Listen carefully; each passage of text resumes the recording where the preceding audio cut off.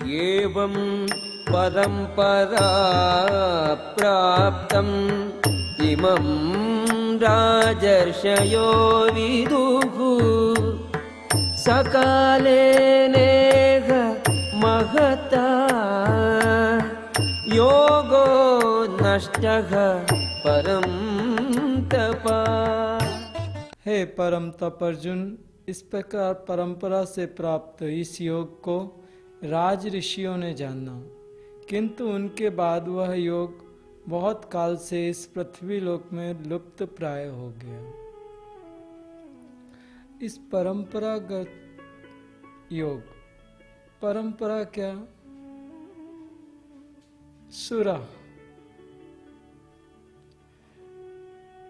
इसमें एक जो सुर होते हैं वो देवता कहलाते हैं।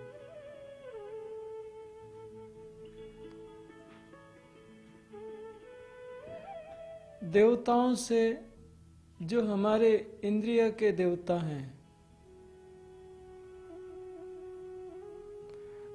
अलग अलग इंद्रियों के अलग अलग देवता होते हैं, और फिर तत्वों के भी अपने देवता होते हैं। उन देवताओं से मन में पहले कहाँ आया? तत्वों में आया, पृथ्वी तत्वों में आया, फिर उसके देवताओं में आया, उसके बाद ये देवताओं से मन में आया। 5 इंद्रियों के ऊपर मन है, मन में आया, मन से इच्छा में गया। क्या गया? जो तत्वदर्शी महापुरुष, कृष्ण रूपी महापुरुष, हर साधक के लिए उसका गुरु ही कृष्ण है। वो गुरु अपने अहंकार को समाप्त करके परमात्मा में लय हो गया, एकाकार हो गया और परमात्मा स्वरूप हो गया, ब्रह्म रूप हो गया। वही कृष्ण है।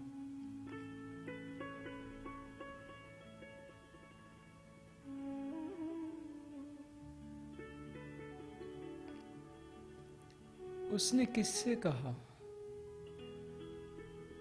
किससे कहा? क्या किया?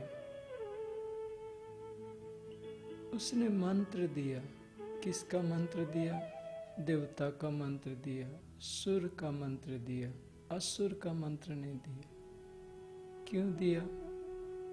क्योंकि मन में जो विजातीय वृत्तियां हैं, जो असुर बैठे हैं,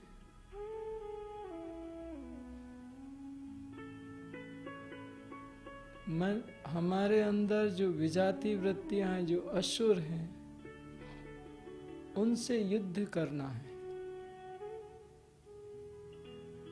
देव असुर संग्राम प्रारंभ करना है। तो क्या दिया?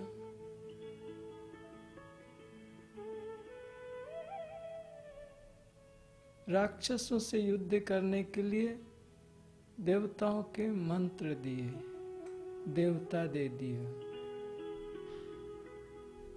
सुरा में संचार कर दिया, श्वास में देवताओं का संचार कर दिया, श्वास प्रश्वास में देवताओं का संचार कर दिया। कैसे कर दिया?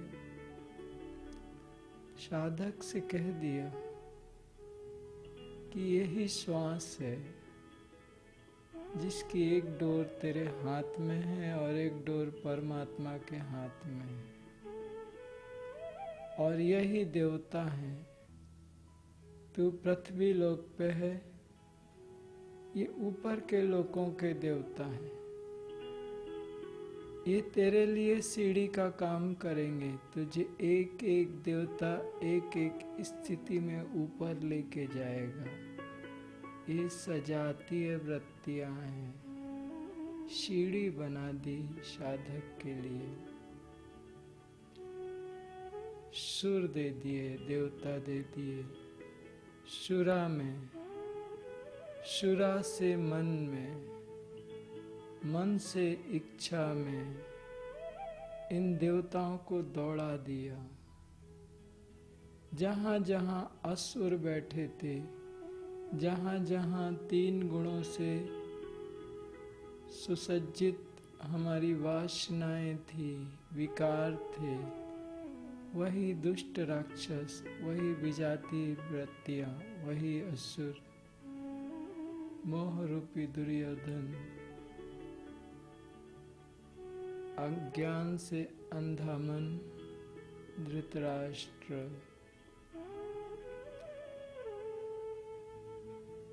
इन असुरों में जहाँ असुर बैठे थे, वहाँ उस महापुरुष ने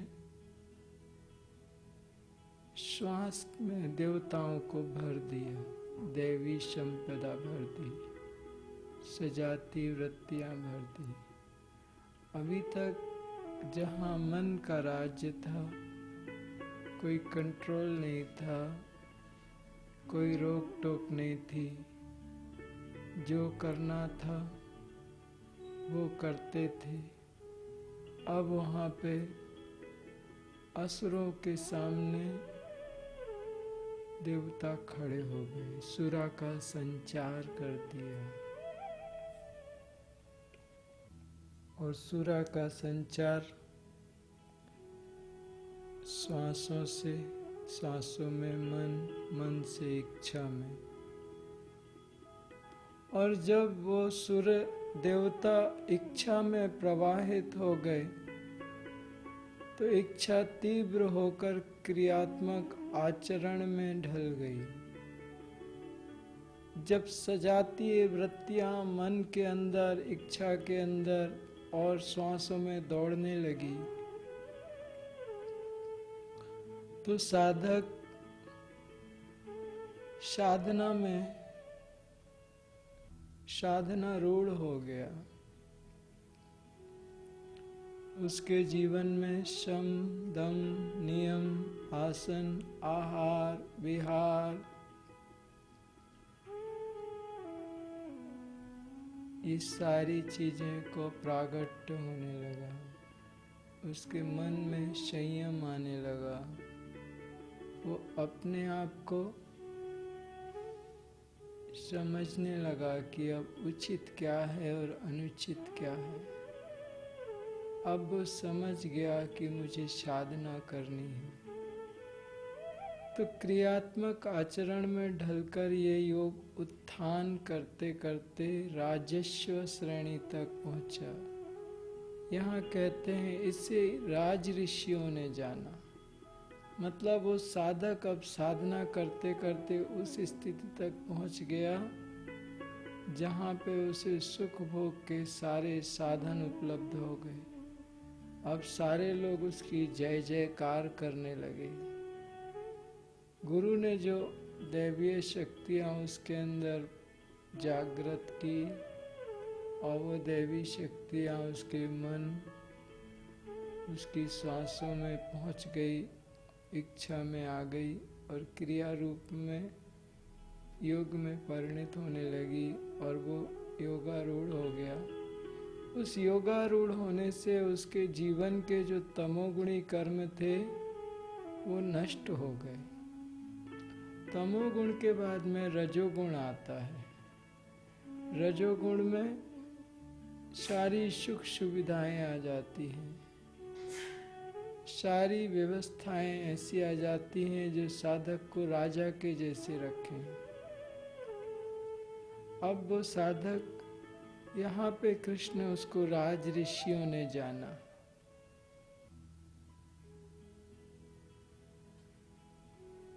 और उसके आगे कह रहे किंतु उसके बाद वह योग बहुत काल से इस पृथ्वी लोक में लुप्त हो गया। वो साधक जब रजोगुण में आया, उसको सारी साधन, सारी सामग्रियां बहुत सारी मिल गई, जय जयकार होने लगा, तो वो साधक पथभ्रष्ट हो गया। भटक गया उन साधनों में। अब वो साधना कम करने लगा, अब जय जयकार ज़्यादा सुनने लगा। चापलूस आ गए, उसकी वाहवाही होने लगी। अब धन समृद्धि आ गई, उसकी सुरक्षा होने लगी। उन सारी व्यवस्थाओं में वो साधक फंस गया और फंस के उसका योग लुप्त हो गया। जब साधना से पदच्युत हो गया, वो अलग हो गया और जीवन के जो सुख संपन्नता थी उसमें फंस गया, तो वो योग लुप्त हो जाता है। योग की प्राप्ति तभी होती है जब फल रहित इच्छा से योग किया जाए। लेकिन अब तो फल मिल गया और उस फल में साधक फंस गया और राजा को जैसे जीवन जीने लगा। तो कृष्ण कहते हैं इस स्थिति में आने में साधक गिर जाते हैं।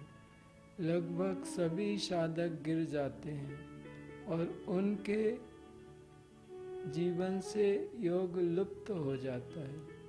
अब मन समाधि की ओर नहीं जाता, बुद्धि समाधि में स्थित नहीं होती। अब वापिस जो चेतना मूलाधार से ऊपर उठी थी और एक गहरे ध्यान और आनंद में प्रवेश करती थी, अब वापिस वो चेतना मूलाधार में जाके सो जाती है, फिर से सुप्त हो जाती है और उसके ऊपर जो आसुरी संपदा है वो बैठ जाती है।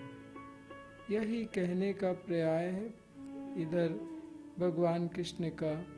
पृथ्वी लोक में लुप्त प्राय हो गया, इसका मतलब मूलाधार तत्व में पृथ्वी लोक है, उसमें लुप्त हो गया, मतलब सो गई, दब के सो गई। जो ऊपर चेतना उठी थी वो सो गई। कहाँ फंस के सो गई?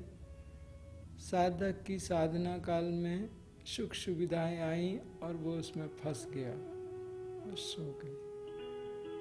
ये भगवान चतुर्थ अध्याय में श्लोक नंबर 2। श्री कृष्ण। स एवायं मया तेद्य योगः प्रोक्तः पुरातनः भक्तोऽसि मे सखा चेति रहस्यं ह्येतदुत्तमम्।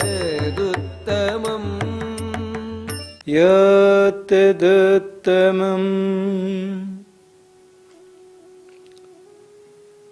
हे अर्जुन, तू मेरा भक्त और प्रिय सखा है, इसलिए वही यह पुरातन योग आज मैंने तुझको कहा है, क्योंकि वह बड़ा ही उत्तम रहस्य अर्थात गुप्त रखने योग्य विषय है। एक स्थिति जब साधक साधना करते करते गिरने की स्थिति पे आ जाता है, उसकी साधना उसको उस स्थिति पे ले जाती है जहाँ उसके तमोगुण कर नष्ट हो जाते हैं। अब संघर्ष नहीं रहता। अब स्थितियां ऐसी आ जाती हैं कि जो भी मिलते हैं वो फेवर करते हैं, बड़ा सपोर्ट करते हैं, वाहवाही करते हैं। ये बात सही है कि जब वो साधक गिर जाता है, अपनी योग स्थिति से गिरता है, तो वही लोग उसको बदनाम करते हैं, उसके ऊपर उंगलियां उठाते हैं। ये ढोंगी है, ये फालतू है, इससे कुछ काम धाम नहीं होता, घर बार छोड़ के आ गया है। वही लोग जो उसकी जय जयकार करते थे आज उसके विपरीत शब्द बोलते हैं। ये बात भी सत्य है। लेकिन उस समय वो साधक गिर जाता है और अर्जुन उसी अवस्था का साधक था, क्षत्रिय श्रेणी का साधक। एक ऐसी व्यवस्था में प्रवेश कर गया और वहां पे उसको जो भी बैरी दिखते थे उसके सामने, उसको लगता था वो सब उसके कुल के ही तो हैं। उसको लगता था इन इंद्रियों को मार के, इन इंद्रियों के विषयों को मार के मुझे कौन सा सुख मिलेगा, और अगर कोई सुख मिला भी तो मैं उसको क्या भोगूंगा। जब मैंने मन और इंद्रियों को जला दिया तो फिर उन सुखों को कैसे भोगूंगा। वो भगवान कृष्ण को वही कहता है कि इन सुखों को, इंद्रिय जनित सुखों को अगर त्याग के मुझे स्वर्ग भी मिल गया, तीनों लोकों का राज्य भी मिल गया, तो मैं भोगूंगा कैसे। मेरे पास तो मन भी नहीं होंगी और इंद्रियां भी नहीं होंगी, तो उस राज्य का लाभ ही क्या है। जब तक मन में विषय वासना हो, जब तक मन चंचल हो, मन में इच्छाएं हो, तो सारी राज्य और राज्य की सुख व्यवस्थाएं, ऐश्वर्य सब काम की है। जब मन ही नहीं होगा, मन में विषय वासनाएं नहीं होंगी, इच्छाएं नहीं होंगी, तो विजय प्राप्त करके भी उसका क्या अर्थ होगा। मैं ऐसी विजय क्यों प्राप्त करूं। मुझे युद्ध नहीं करना। यही विषय वासनाएं, यही कर्म इच्छाएं तो मेरे साथ जन्मों जन्मों से चली आ रही हैं। यही तो मेरे संगी साथी है, यही तो मेरा कुल परिवार है। इसको त्याग के मैं जीवन की व्यवस्थाओं में कैसे जीऊंगा। अर्जुन युद्ध करने के लिए तैयार नहीं था। जो गुरु ने उसको दीक्षा दी और दीक्षा के बाद में वो तमोगुण से ऊपर उठा, और जब रजोगुण में आया तो उसके सामने सारी विषय वासनाएं, जो उसकी इच्छाएं थी,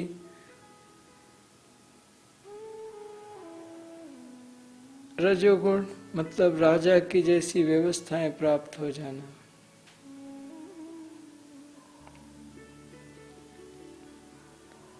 जब अर्जुन को वो राजा की जैसी व्यवस्थाएं प्राप्त हो गई तो अर्जुन ने साधना से विमुख होने की, जो विजातीय वृत्तियां हैं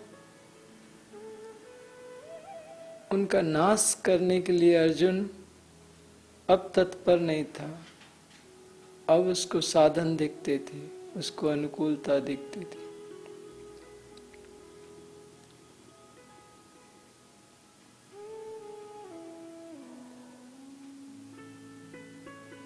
अर्जुन कहता था,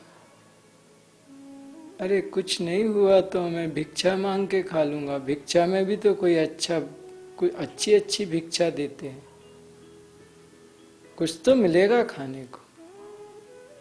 लेकिन इन विरोधियों के साथ युद्ध नहीं करूंगा। विरोधी कौन? अज्ञान से अंधकार मन धृतराष्ट्र, उसके 100 पुत्र पाप में भरे हुए, मोह रूपी अर्जुन, द्वैत और हठ का आचरण करने वाले द्रोणाचार्य, भ्रम रूपी भीष्म, भय और भ्रम से भरा हुआ भीष्म, इनको अर्जुन मारना ही नहीं चाहता। वो मोह को नष्ट ही नहीं करना चाहता। अज्ञान से भरे हुए मन में वो प्रकाश ही नहीं करना चाहता।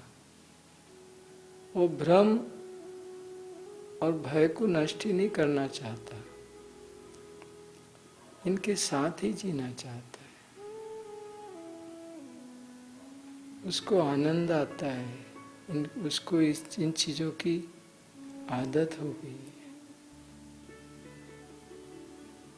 अक्सर साधक प्रवृत्ति से निवृत्ति की ओर जाने में डरते हैं।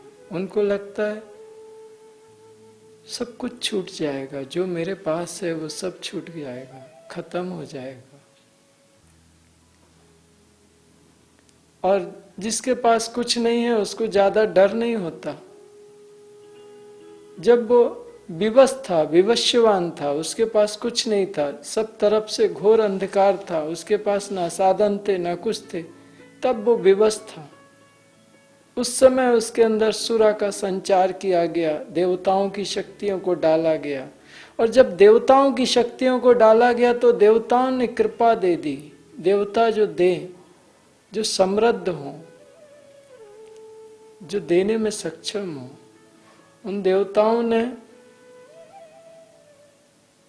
उसको साधन दे दिए, ऊपर उठा लिया व्यवस्था से। अब जब साधन आ गए तो वो साधक साधनों में फंस जाता है और साधना को छोड़ देता है।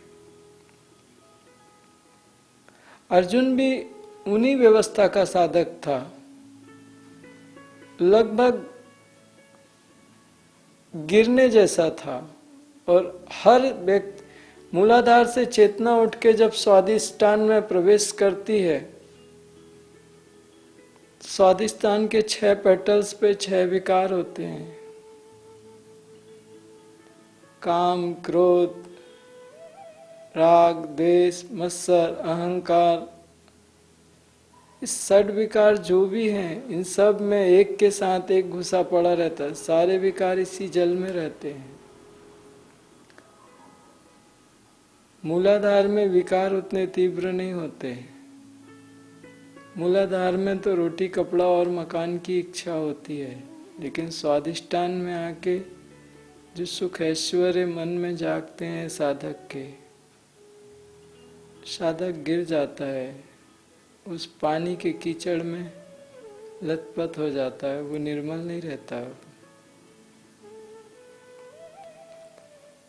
यहीं पे तो क्या सारे साधक यहाँ पे टूट जाते हैं, सारे साधक गिर जाते हैं, सबकी साधना खराब हो जाती है। यहाँ पे भगवान कहते हैं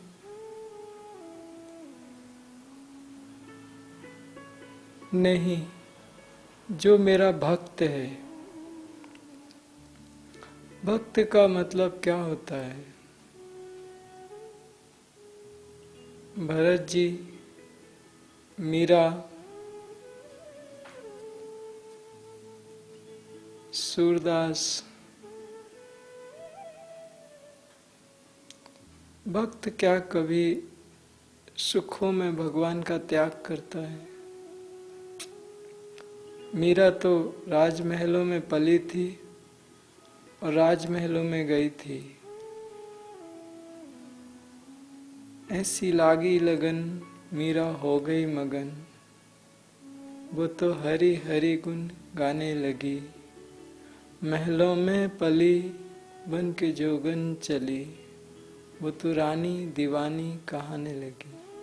महलों में पली थी, विवाह भी किसी राजा के साथ ही हुआ था, और जोगन का वेश डाल के और गली गली भजन करती थी। भरत जी तो भक्ति ने शरीर धारण करके इस पृथ्वी पर उतरी। सारा राज्य भरत को दे दिया गया।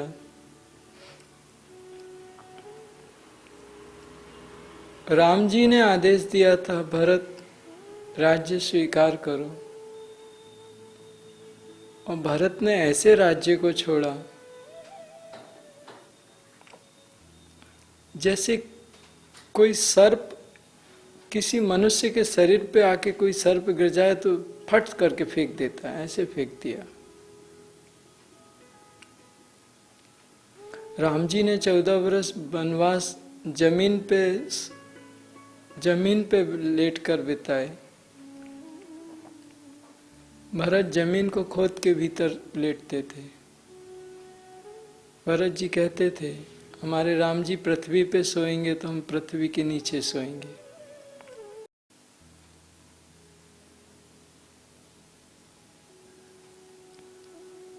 भरत, भगवान कहते हैं जो मेरा भक्त है वो कभी इन साधनों में फंस के मुझे नहीं छोड़ सकता, मेरी तुलना इन साधनों से नहीं कर सकता। वो कभी इन साधनों में पड़ के मेरा तिरस्कार नहीं करता, मुझे त्यागता नहीं है। उसे कितने भी साधन मिल जाएं वो छोड़ देता है, मुझे स्वीकार करता है।